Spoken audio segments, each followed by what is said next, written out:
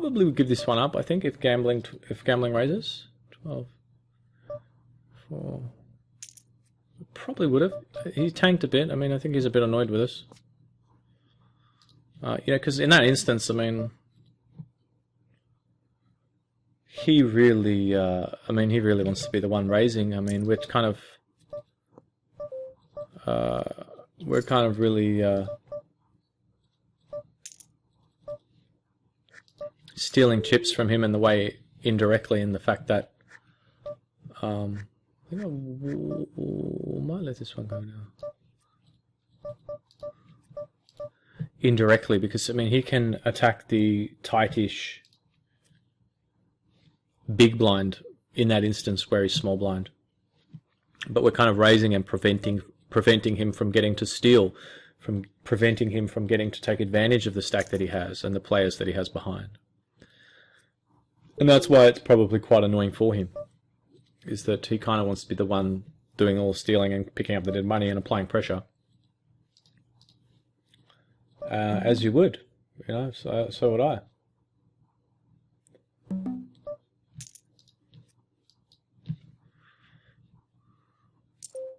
Especially with the two players on his left. I mean, they do seem quite tight. A little bit of a tight fold there, but we've just been so active. I think I'm going to 6, 7, 1 is 8, 16, 15, 9, 4. Kind of 3-bet bottom left here, I think.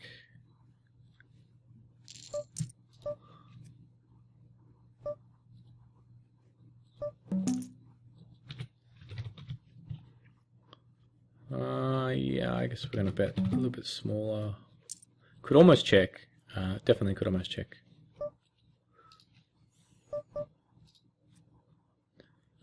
He did fire before with the 5s.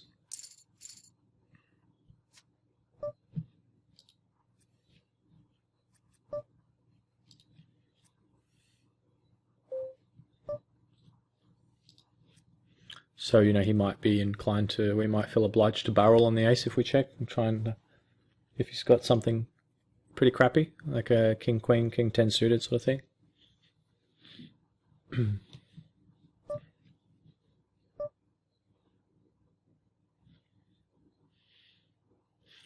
Just let that one, a little bit marginal against an early raise there. I mean, he's slightly on the loose side, but I think we don't want to get too carried away. It's just enticing, you know, inciting variance a little bit. I think king 10 there. It's going to be dominated a lot by ace 10, you know, king jack, king queen. Once in a while, a bigger flush. I think I will just shove this if the button raises. He's been raising a lot, according to that. And I'll probably fold if Curdy does jam.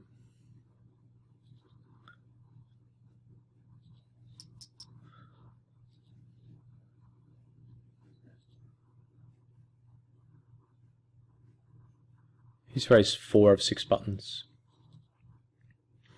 The only thing, I do really like the raise against, the jam against Never Let Go Jack here. If Curdy had folded, but the thing that's a little bit concerning is that Never Let Go Jack's got a big stack, and my hunch is that he doesn't really know what ICM is. Yeah. And, you know, he may have snapped with that hand.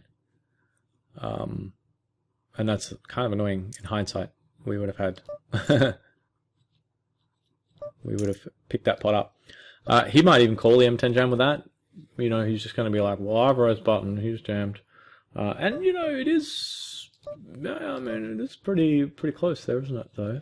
I mean, it does have a decent hand for the situation.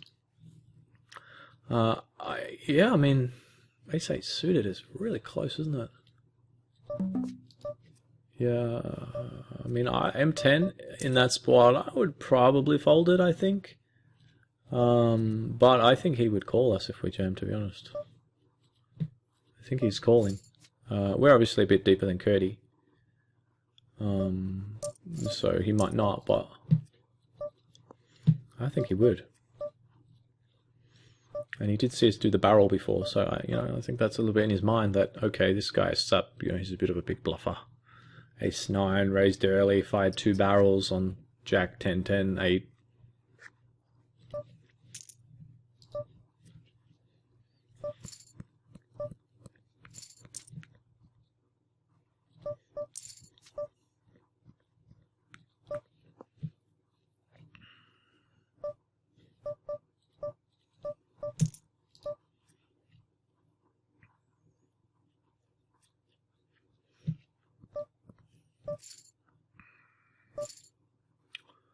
This is pretty close here.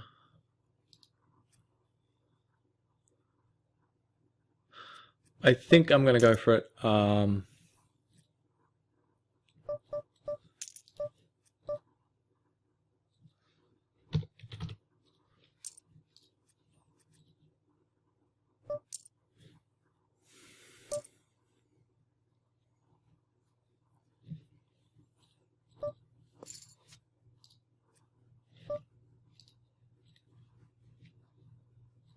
I was just thinking what I was going to do if Gambling Kid 3-bet on the button. I was thinking about 4-bet jamming. Yeah, I mean the thing is a little bit. We've got to be careful we don't commit ICM suicide.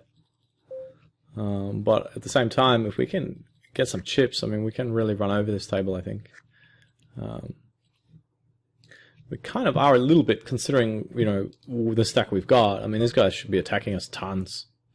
We should be getting 3-bet. And if this was a good table of regs, I mean, we would just be getting 3-bet relentlessly. Because we have that, we're in that second pivot where when we get 3-bet, we're pretty much in jam or fold mode. It's kind of hard for us to just call. With this stack, the SPR will be really, really awkward. Not even awkward, but just huge. Well, low, I should say, not huge. Just very low post. Just going to bring this in, I think. Yeah, just over raise this one a little bit. 9, yeah.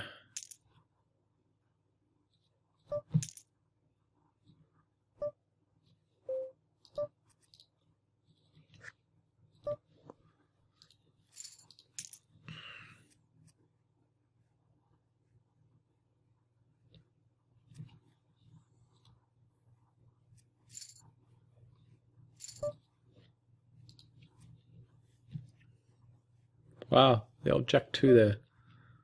Love it. Love to see it. I think I'm going to jam Never Let Go Jack here if he does raise, just because of his frequency of opening.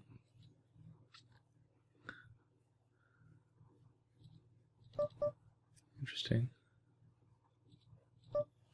And if Cody raises, I think I'm going to jam him too, actually. I think our hand's right on the cusp. I probably wouldn't if it was King 8.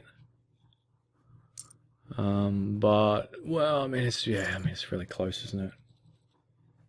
I think it's just wow. It makes it 30.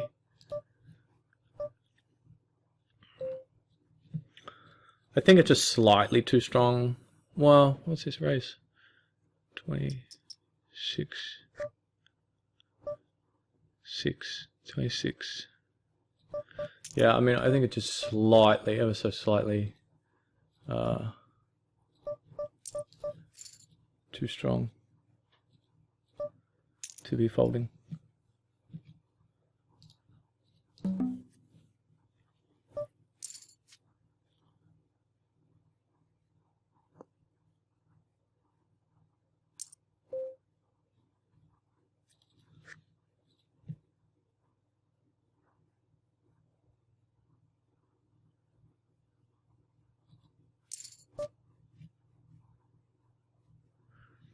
Sorry guys, just a couple of hands here going on.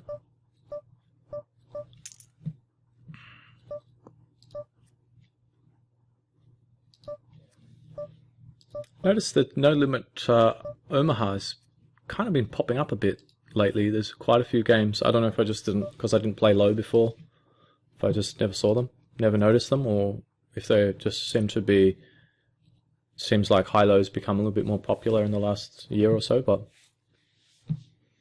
You know, I got this 4K Super Knockout, which is, I mean, that's pretty good. I mean, it's only 700 first, but I mean, the players are just so bad. And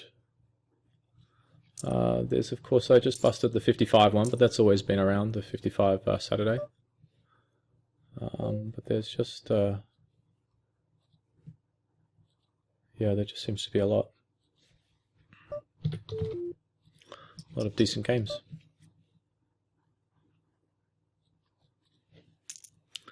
Really should take a look at that Jack 2 again, shouldn't we? And see what we can take away from it, see if there's any good takeaways. So it was just a limp and then a bet, and it was a pretty small bet and a very small double barrel. And he did find the third barrel as well, so that's interesting.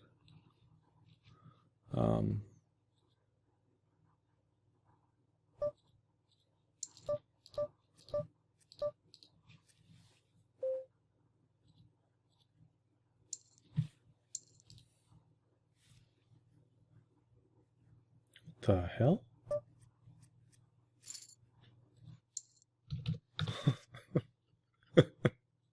You guys have got to see this. You guys have got to see this. Wait, wait. Look at this hand here, hang on.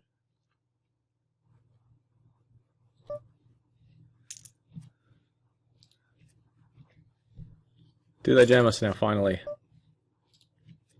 Come on, pussies. Jam it! Nah. No guts. Gotta have some guts. Look at this hand. This is... I don't know what I'm showing you the table for. Give me the replayer. This is a classic. This is high-low, right? I gotta check. It is high-low. This guy has called flop and turn with king-queen high. Like, he's not even drawing dead. I mean, he's drawing worse than dead. I mean, he's beyond dead. I mean, we could run out more cards and he's still dead. He has no low and his high is a king-queen high. And I 3-bet pre. Look at this crazy action. He raises. I make a decent 3-bet. I bet flop. He calls. I'm all in turn. He calls. Maybe he thought there was more cards coming and he could make a flush with diamonds or something if there was like 8 or 9 or even 10 cards coming out across the board. That is just unbelievable. I mean, he's just giving us chips. I mean, that is so bad that I could get a message from Full Tilt saying, excuse me, a player's dumping chips to you. Well, until they look into his history and see that he's that generous with everybody. Yeah, I mean, that is just wow. Yeah, I mean, that's like, you know, even if you know, I'm thinking you guys can, even if you guys, some of you guys don't even know anything about high-low, I mean, it's like a it's like an ace, king, you know, 6 board, and the board's run out ace, king, 6, and you've bet flop, turn, and jammed river, and the guy's called you with like, you know, 4-5 high. just hoping you're playing the board. Or, I mean, it's worse than that. It just can never ever win ever. I mean, well, I think I will fold that one actually. It's like the board is ace, king, queen, jack, 4. Ace, king, queen, jack, 4 board, and he's calling with 2-3. So he's playing the board, and he only ties against another 2-3. That would probably be the equivalent of that hand. I think I will fold there. That guy's been pretty tight.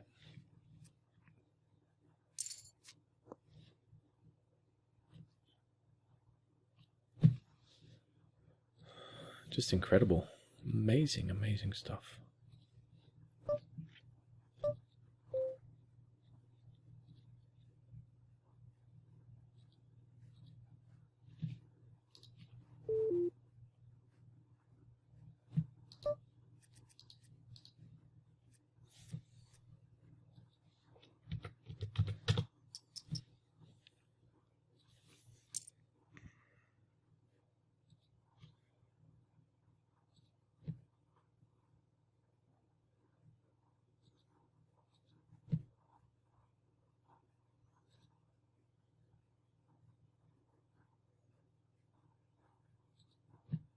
Just seeing if there's any little tawnies here. There is this one running now, deep stack.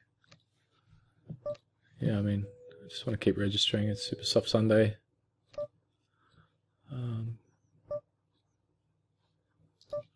Yeah.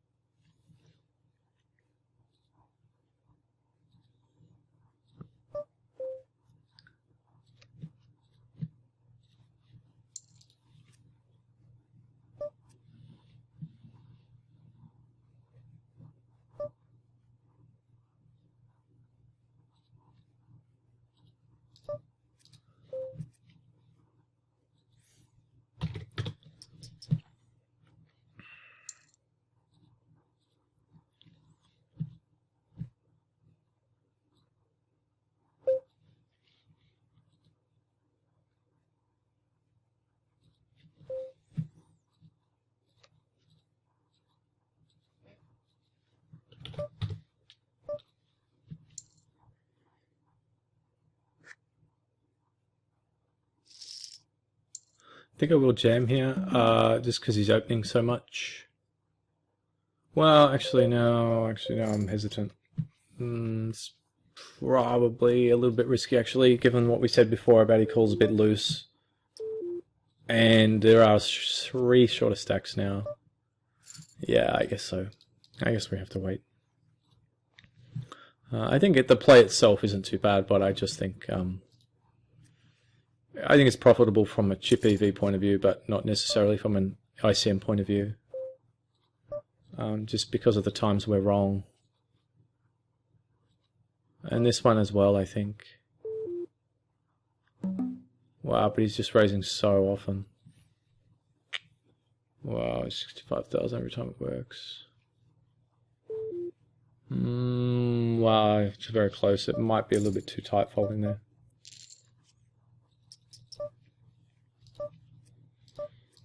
Just because of his frequency of opens. See if we can get something magical happening here with the jacks.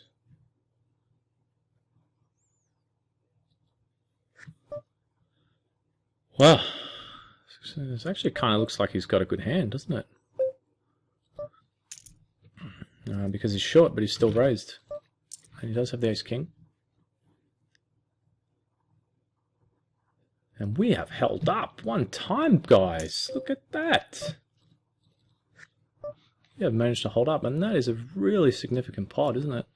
Because it's put us in second place. And we've got these guys behind us. And this is a really good spot to raise here. And hopefully never let go folds, and he does. These guys are going to jam some of the time, but just not often enough for this to never not be profitable. And it's a little bit hard for this gambling kid now to do too much, because he, if he 3-bets, he's kind of committed to the short stacks. And at the same time, he doesn't really need to get too out of line because he's got a little bit of a buffer on them. So I think in a way, you know, he shouldn't really feel too bad about us being the bully a little bit.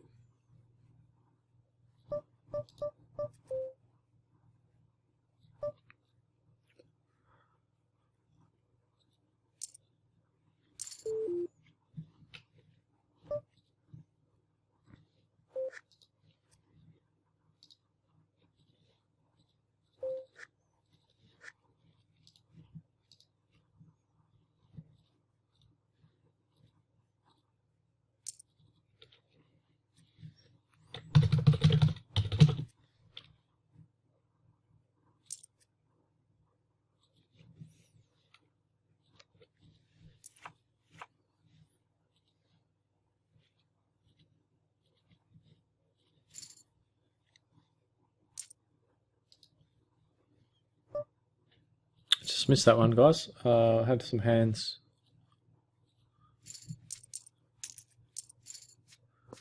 Okay, so the 5-9 defend, and he did get a couple of streets with it. Interesting.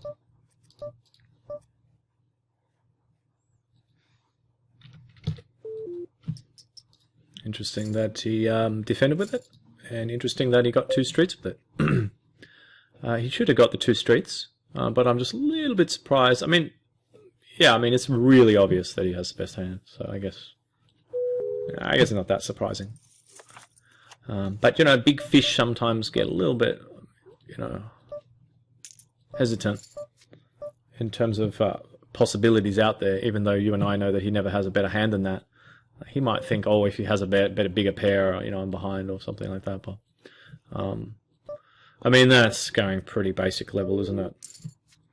And I think he's actually, I mean, that's super beginner sort of thinking, but it's probably taking it a little bit too far, I think.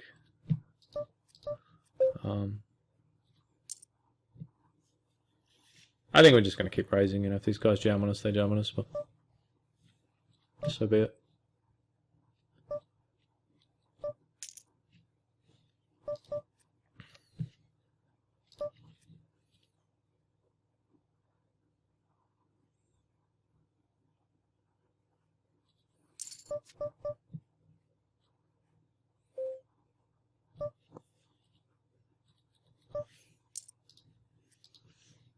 So he looks like got jammed and folded, right? A little bit concerned about raising on Never Let Go Jack because he, I mean, he called with the 5-9, so it's a little bit risky.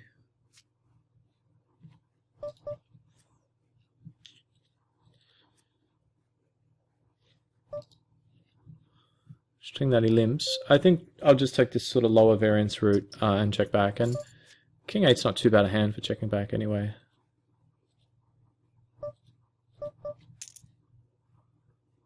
I think probably just going to fold there. It's a little bit tight, but chip EV point of view, I think we can call. But I just think from a from an ICM point of view, he did keep sort of doing those little barrels before with Jack High, and we don't want to get into some messy situation where we're trying to call down with King High. This is a good spot, obviously. I'm just going to just shove it. I don't think there's much point just 3-betting and kind of opening the door here. Just going to shovel that one right on in. And, yeah, I mean, he's just opening so much on the button, and he might sometimes even call with worse, I guess. It's not impossible the way he plays, but even just picking up the blinds and antes, and we have this significant buffer, you know, on these guys. But it's kind of close, you know, 3-betting. He's not really the 4-betty type from what we've seen. So we could 3-bet, and he might call sometimes with some hands we crush, like, you know, King 10s, 10-Jack, smaller aces.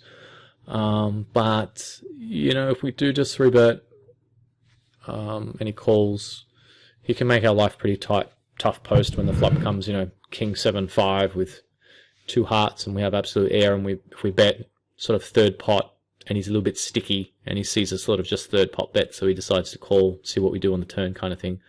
We end up sort of spewing off like half our stack, and sort of coming back to the pack. So, you know, we're only going to flop a pair around 30% of the time. So the other 70% of the time, true, he's probably folding the C-bets a bit as well, but he's only been folding the C-bets 33% so far, but we don't have many hands on him. But I think as an outcome, just jamming and just picking up what was already out there, the blinds and antes, and his raises, dead money, is completely fine.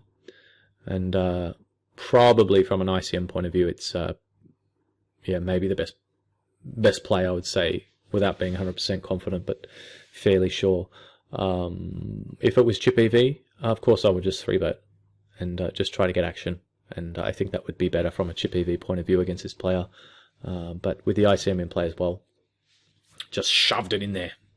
And giving us this little buffer now with 5 of us, 5 players remaining. And it's a kind of a good dynamic we've got here, haven't we? We've got the crazy play before, which I'm still a little bit frazzled from, or just the mind's boggling that he showed us the 7. But, you know, I think it fired me up a little bit. Definitely woke me up. So, yeah, 5 a.m. here, but ready to rumble. I'll be right back after this break. Let's do this. 5 remaining. Next out gets 790. First prize 2,800. And we're in a pretty good position here. We've got the big stack on our right. Got these fairly tight players to our left. And I think we're going to get jammed under 50% of the time here. So I think we're going to raise. But, it might be close. I'm more worried about Gambling Kid jamming, I think. But, I mean, he's, like I said, it's been tight. I don't know why I'm thinking this, but... I mean, they've both been pretty tight.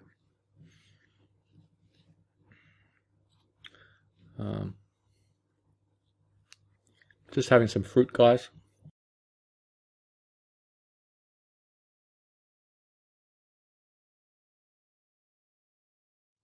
I don't mind if the big stack raises there at all.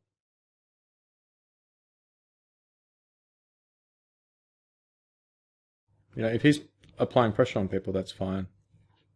As long as everyone's, you know, in this instance, as long as someone's applying pressure, either him or us, to the shorter stacks, then that's good. Because we get to keep them short.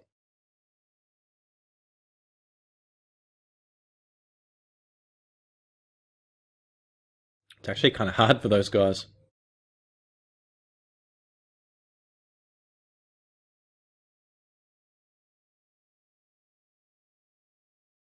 This could be the one. Let us get there, come on. Being active. Wow. How do they not jam on us? How does nobody jam there? They don't really seem... I mean, they could just be finding rags constantly. But...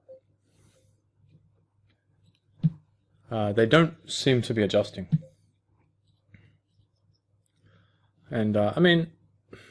They're all quite similar stacks, so they do have a big bubble factor. None of them want to be the next to bust.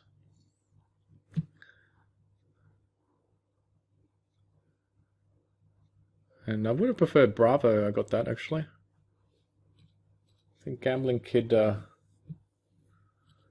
is on our left and a little bit more capable. Bravo, I think, is just going to be pretty nitty, and he's great to have at a table like this.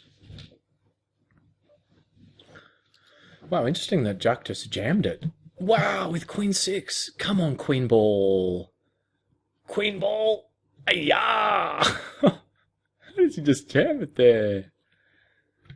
No, that's like a chip dump. Yeah.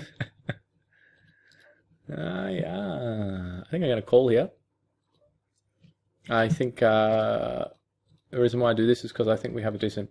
Wow. But there goes that plan. Just forget what I was saying. I think we have a hand that's doing well against Bav, which we did. And I don't think the guys behind are going to play nasty too often, you know. I think they're just going to, most of the time, just kind of do what they did. Well, I mean, do what Gambling Kid did, and he just called. And I think they're just going to play nice. Just going to play nicey nice and try and eliminate the short stack. A couple of hands here for this guy. Could have 3-bet on the right, on top right. Either or. Wow.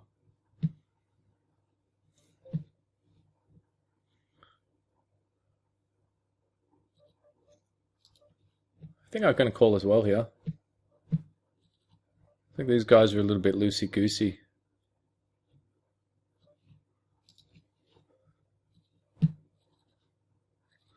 These guys are talking about numbers, but I just don't think we can look here. I think we have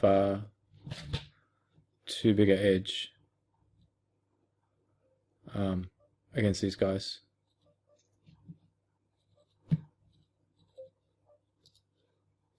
I mean, we're not going to get a big payout because we're pretty short. That's a really nice raise, isn't it? It's a great raise. He doesn't have to raise too large because he's very polarized. And he gets terrific leverage for a very cheap amount. These guys are talking about numbers, but yeah, I mean, I just don't think it's it's going to suit us. It's a little bit annoying. I mean, I would have really have loved it if damn, that's also annoying. King ball. Yeah. I would have preferred it a lot if Gambling Kid didn't get those chips. But that's just the way it goes.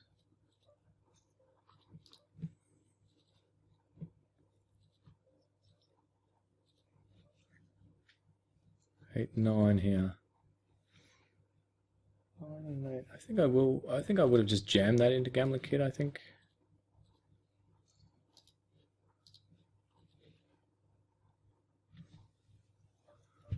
It's just a pity the way that the short stacks haven't busted the last few hands.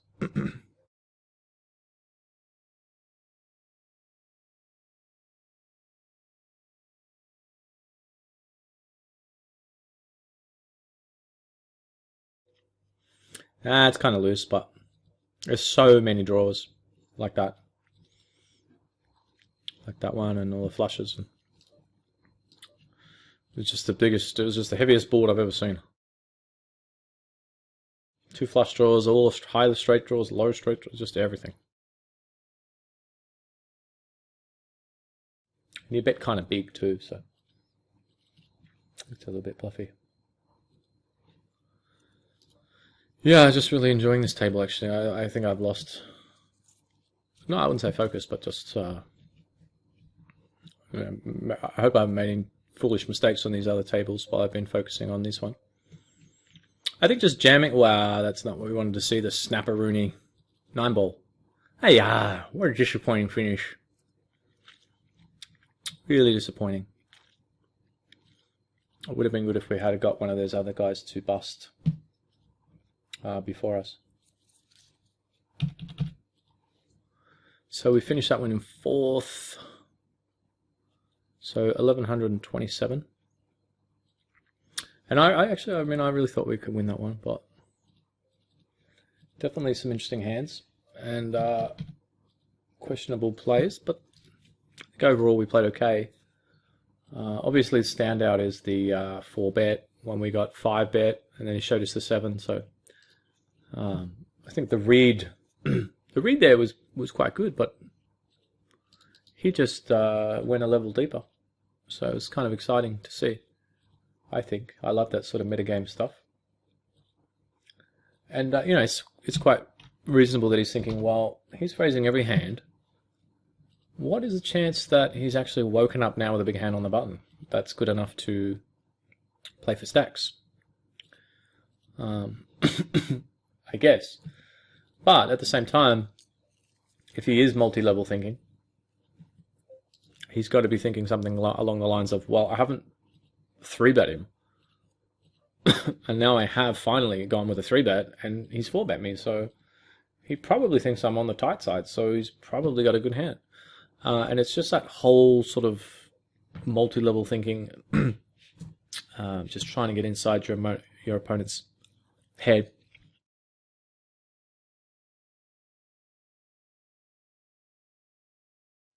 The fact that he showed a 7, I think means he's he's probably got pocket 7s, or I guess A7 suited, worst case. But A7 suited, I mean, I think he would just jam that. I mean, he can't fold once he re-raises. I guess he's just clicked in most of his stack to look like he's got aces, and then he's going to call off with even A7 suited, I guess. But it's like I said, it's kind of pretty risky. And I didn't think he was capable of it. And then he proved me wrong. So,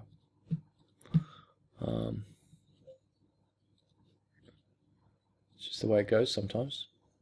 We've still got a few other tables on the go here.